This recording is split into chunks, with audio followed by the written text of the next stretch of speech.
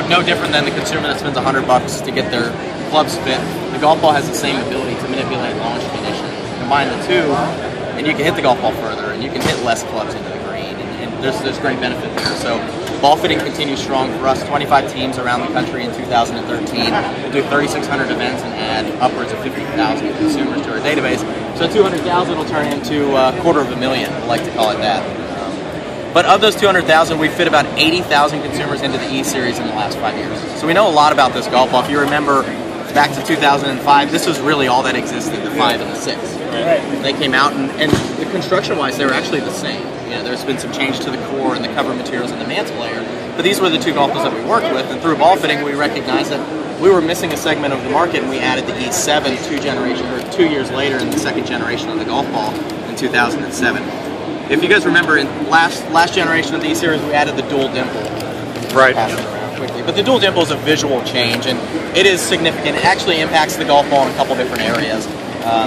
One, the inner dimple really maximizes the thrust, and then what it also does is it forces the golf ball to increase lift at takeoff.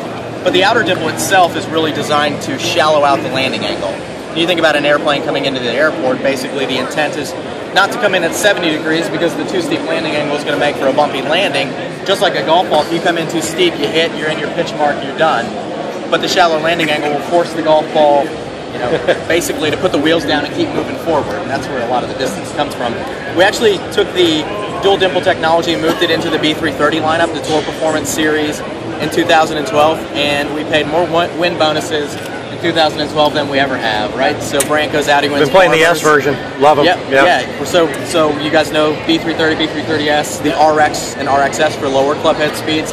But you know, you had Brant win Farmers, you had Matt win the Players, and then Brant had a decent payday Sunday at Tour Championship, so he was able to pay his mortgage, which was good.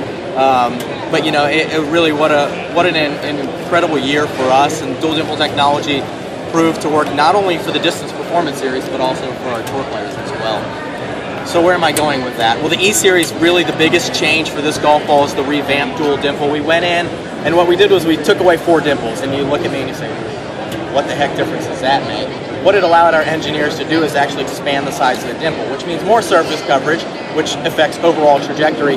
But since the dimple is now larger, the engineers can go in there and manipulate the depth of the inner dimple. Is it more shallow? Is it deeper? So let me tell you a little bit about what happened with each model.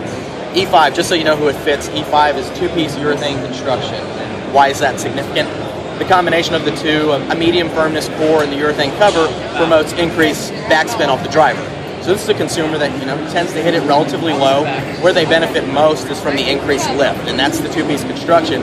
But the dual threat, the double benefit of this golf ball is that what the consumer doesn't realize is when I get around the green, I'm getting urethane cover like the Tour Performance Series behind you guys over here.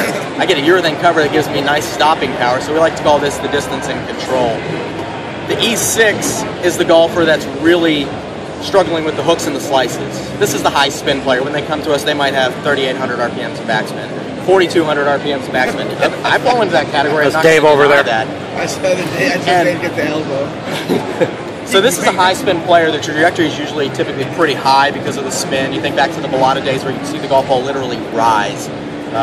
But this E6 player benefits from a super soft compression core. It's a 3-piece structure.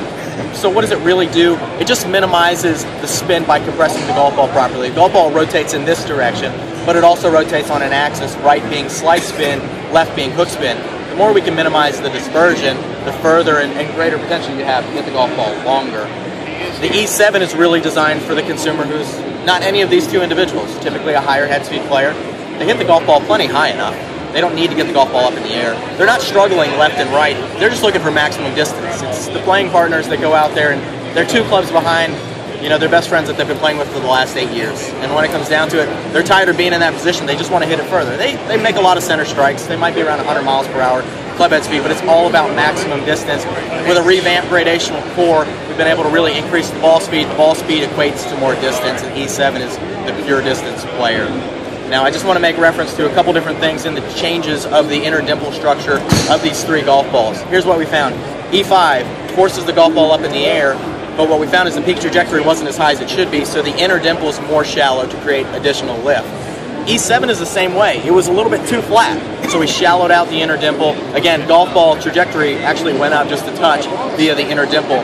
But the E6, we describe that player as being high spin. If you've ever took a really steep attack angle on the golf ball, the spin goes like this. So it's not only right, it's not just left, but the spin is up. So we went in and we took the dimple depth and went deeper. Deeper meant a little bit flatter overall trajectory. So not only are we reducing spin, but we're creating a more piercing overall ball flight. So those are the big changes of the E series. One thing I don't have in front of me, but is really quite cool, is the lady golfers and the ladies in our lives around Mother's Day are going to get to celebrate with the E6. We're going to do a pink limited edition version. Same spec, same performance benefits, all in a pink hue. It's going to be really cool. We'd love to show that to you guys here just in a bit. When we went out to Williamsburg, I played with the pink RX. You guys were doing test games. Yes, that's right. That's right. Yeah, the pink RX was great. It was awesome. They were all giving me hell until I beat their asses with it. Yeah. There we go. The one thing about the E6 that we really like is that, you know, through ball fitting, although about 85% of our golfers are male golfers, we do fit a lot of female golfers, and we don't default to a lady golf ball. That's not necessarily the way it works. We look for performance benefits, and the E6 has been a great fit there. So the E6 in pink will work for a lot of lady golfers out there. Nice.